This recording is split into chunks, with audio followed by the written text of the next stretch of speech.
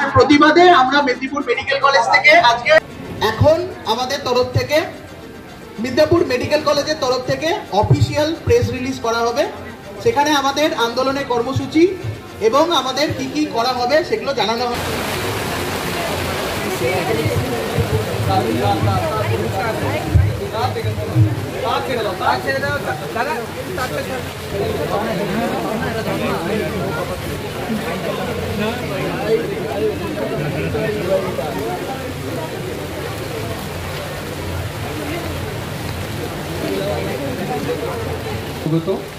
RG Kar medical কলেজে আমাদের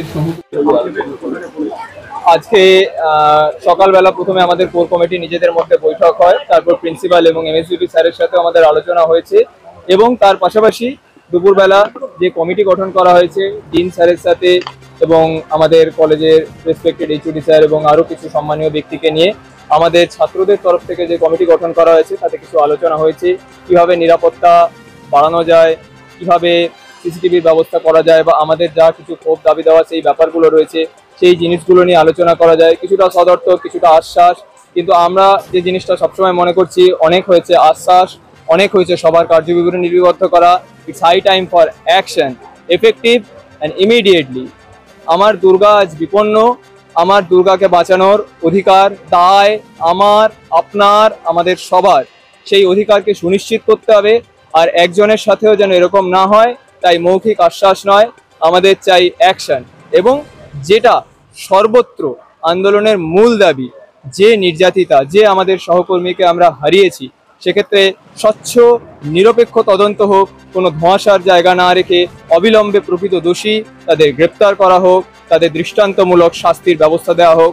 এই জাস্টিস যতক্ষণ না সার্ভড হচ্ছে ততক্ষণ পর্যন্ত মেডিকেল ফ্রেটার্নিটির সাথে সহমত রেখে আমাদের এই সিজ ওয়ার্ক জারি থাকবে। কোন কোন জায়গায় সিজ ওয়ার্ক হচ্ছে, মানে কি কি পরিষেবা বন্ধ থাকছে?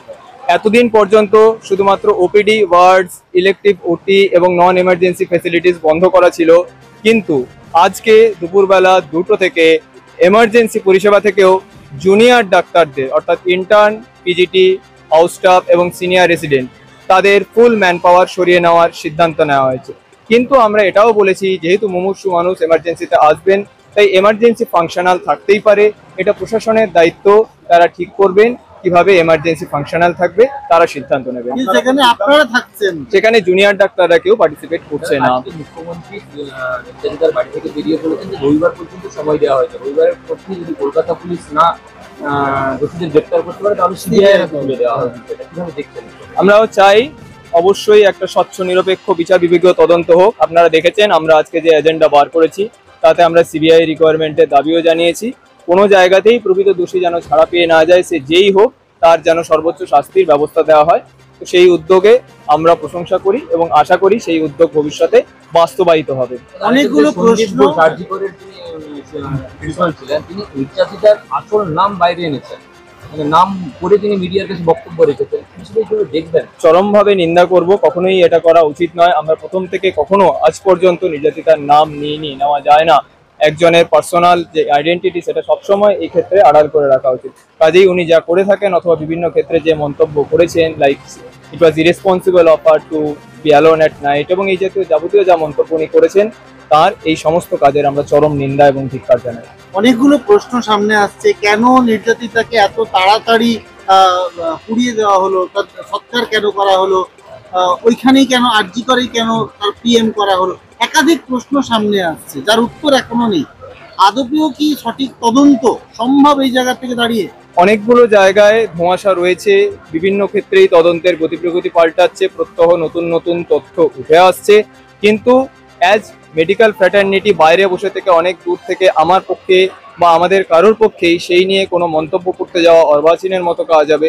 প্রকৃতভাবেই যারা তদন্ত করছেন, যারা এই বিষয়ে এক্সপার্ট, যারা সত্য উদ্ঘাটনের চেষ্টা করছেন, তারাই আশা করব মানবিকতার খাতিরে, আমার দুর্গাকে বাঁচানোর খাতিরে, সত্যের জয় প্রতিষ্ঠা করার খাতিরে সেই লক্ষ্য মাথায় রেখে সঠিক তদন্ত করে প্রকৃত দোষীকে শাস্তি দেবেন, যাতে আর কারোর সাথে এমন না হয় এবং সেই জায়গা অবধি যাতে সেই দাবি, সেই ন্যায় বিচার যাতে নিভৃতে নীরবে মাথা কেটে না মরে, সেই দাবি পৌঁছে দেওয়ার জন্য মেডিকেল ফ্র্যাটার্নিটি যে তীব্র আন্দোলন শুরু করেছে সেই আন্দোলনের ভাষা আমরা তীব্রতর করব। আজকে যা যা সিদ্ধান্ত নিলেন সেগুলো কি আরজিকর মেডিকেল কলেজের আন্দোলনকারীদের সঙ্গে আলোচনা করে মেদিনীপুর মেডিকেলের পৃথক মেদিনীপুর মেডিকেল কলেজের আন্দোলনের জন্য একটি নিজস্ব কোর কমিটি তৈরি হয়েছে ছাত্রদের নিয়ে, এবং তার পাশাপাশি আমরা গতকাল কলকাতা মেডিকেল কলেজে জিবি মিটিং হয়েছে। সমস্ত মেডিকেল কলেজে সারা ফ্রেটার্নিটিতে যেভাবে যা সিদ্ধান্ত নেওয়া হচ্ছে সবকিছু মাথায় রেখে এবং তার সাথে আমাদের নিজেদের কলেজের পরিপ্রেক্ষিত রেখেও সবগুলো একসাথে আলোচনা করে বিশ্লেষণ করে সেগুলোকে একসাথে ব্লেন্ডিং করে আমরা এই সিদ্ধান্তে উপনীত হয়েছি। আজকের ঘটনা মেদিনীপুর মেডিকেল কলেজ আপনারা কতটা সুরক্ষিত? Medinipur medical college